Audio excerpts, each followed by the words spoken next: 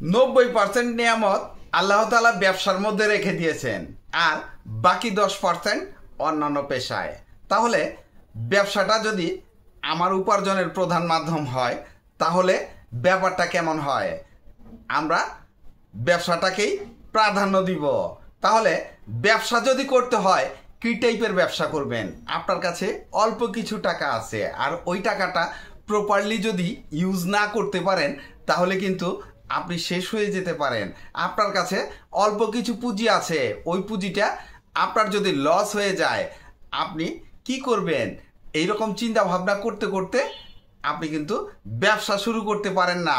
তাহলে ব্যবসা শুরু করতে হলে পচবে না, গলবে না, এই টাইপের ব্যবসা যদি আপনি করতে চান, তাহলে স্টক ব্যবসায় আসেন।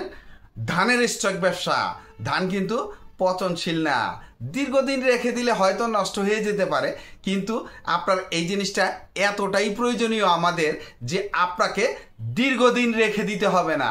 আপনার প্রত্যেক বছরের মাল প্রত্যেক বছরেই বিক্রি হবে, এটার এত পরিমাণে চাহিদা। স্টক ব্যবসা করতে হলে আপনাকে জানতে হবে স্টক ব্যবসা কি। সিজনের শুরুতে চাষিদের কাছ থেকে কম দামে কিনে, যখন যে কোনো পণ্যের সিজনটা যখন শুরু হয়, তখন ফসলের দাম কম থাকে, ওই সময় যদি আপনি কিনে স্টক করতে পারেন, তাহলে সিজন শেষ হয়ে গেলে 2-3 মাস পরে এই পণ্যের দাম অনেক বৃদ্ধি পায়। তাহলে আপনি যদি ধানের স্টক ব্যবসা করতে চান, আপনাকে ধানের সিজন জানতে হবে। সারা বছরই আমাদের ধানের সিজন, যেমন আপনার প্রত্যেকটা ধানেরই আলাদা আলাদা সিজন আছে। তাই আপনি কোন ধানের ব্যবসা করতে চান, আর যদি আপনি কমন কিছু ধানের ব্যবসা করতে চান, তাহলে আপনাকে সিজন জেনে নিতে হবে। নর্মালি এপ্রিল থেকে নভেম্বরের মধ্যে অনেকগুলা শস্য ঘরে আসে। তাহলে এই আপনি এপ্রিল থেকে নভেম্বরের টার্গেট করেই ধান কেনার চিন্তা করবেন। আগে ধানের নামগুলা জেনে নেবেন, এরপরে আপনি কিনতে যাবেন। দেখা গেছে আপনি 20 টাকা কেজির ধান 35 টাকায় কিনছেন, যেহেতু আপনি ধান সম্পর্কে জানেন না, এই জন্য আপনাকে প্রথমে ধান সম্পর্কে জেনে নিতে হবে। কারণ আমাদের দেশে 50 টাকা থেকে শুরু করে 100 টাকা 110 টাকা কেজিও চাল পাওয়া যায়। তাহলে আপনাকে যদি 50 টাকা কেজির চালটা 70 টাকায় ধরিয়ে দেয়, তাহলে আপনার কিন্তু লস হয়ে যাবে। তাই ধানের ব্যবসা করতে হলে ধান সম্পর্কে, ধানের আপাদমস্তক না জেনে এই ব্যবসাটা আপনি করতে যাবেন না। এই রিলেটেড যারা ব্যবসা করে, তাদের কাছ থেকে ধানের অভিজ্ঞতা নিয়ে তারপরে ব্যবসায় নামবেন। অথবা এইরকম পরিচিত জন যদি কেউ না থাকে, তাহলে আপনি কি করবেন? ধানের ব্যবসা করবেন না? অবশ্যই করবেন। আপনি প্রথমে ধানের এলাকাগুলো জানেন। উত্তরবঙ্গের প্রত্যেকটা জেলায় ধানের ফলন ভালো হয়।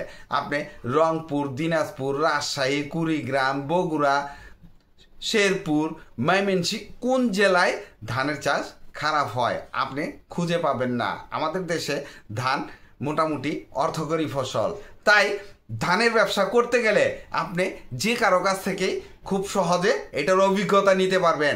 তবে বাস্তব অভিজ্ঞতা নিতে হলে আপনাকে সিজনে হাটে যেতে হবে, কৃষকদের সাথে কথা বলতে হবে, মাল দেখবেন, মালের দাম জিজ্ঞেস করবেন, জানবেন, বুঝবেন, এরপরে কেনার চিন্তা করবেন। প্রথম 2-3টা হাট আপনি শিক্ষানবিশ হিসেবে একটু শিখেন, একটু হাটগুলা ইনভেস্টিগেট করেন, একটু যাচাই বাছাই করেন, এরপরে আপনি ব্যবসা করার চিন্তা করেন।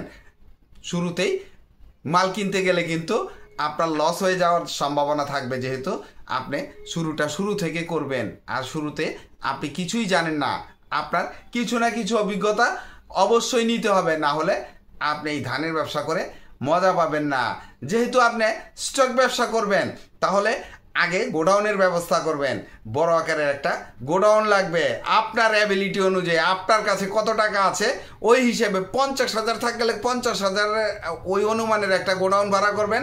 আর যদি 20 লাখ টাকা থাকে, 20 লাখের একটা গোডাউন ভাড়া করবেন। ওই হিসেব অনুযায়ী আপনি টোটালি ধানের হিসাবটা করবেন, টাকার হিসাব করবেন, টাকার মন হিসেবে ধানের হিসাব করে ওই হিসেবে আপনি আপনার গোডাউন ভাড়া নেবেন। এরপরে চিন্তা ভাবনা করবেন ব্যবসা করব, যেহেতু আপনার কেনার আগে গোডাউনটা রেডি করতে হবে, তাই আগে ধান সম্পর্কে জানবেন, বুঝবেন, এরপরে গোডাউন ভাড়া করবেন, এরপরে মাল কিনবেন। মাল তো কিনলেন, বিক্রি করবেন কিভাবে? আপনার বিক্রি করার বিভিন্ন প্রসেস আছে। আপনি যেখান থেকে কিনবেন, যাদের কাছ থেকে কিনবেন, তাদের কাছেই বিক্রি করে দিতে পারবেন। তবে সবচাইতে বেশি লাভের হবে আপনি যদি খুচরা বা চাতাল মালিকদের কাছে বিক্রি করতে পারেন, তাহলে লাভবান বেশি হতে পারবেন।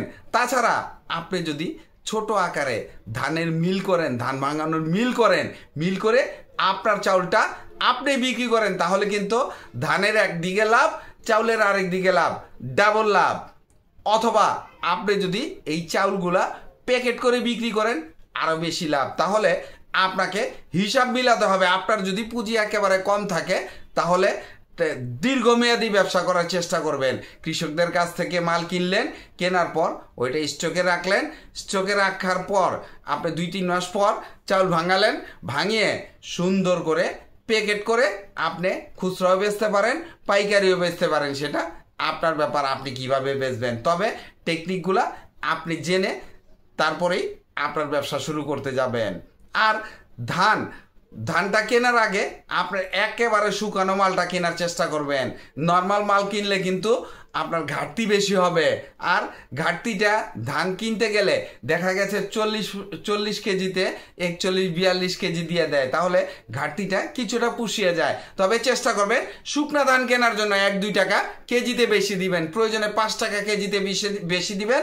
মালটা বিক্রির সময় প্রয়োজনে 5 টাকা কম বিক্রি করবেন, লাভ একটু কম করার চেষ্টা করবেন। দেখবেন আপনার মালটা তাড়াতাড়ি বিক্রি হবে, আপনি ব্যবসায় সফলতা পাবেন।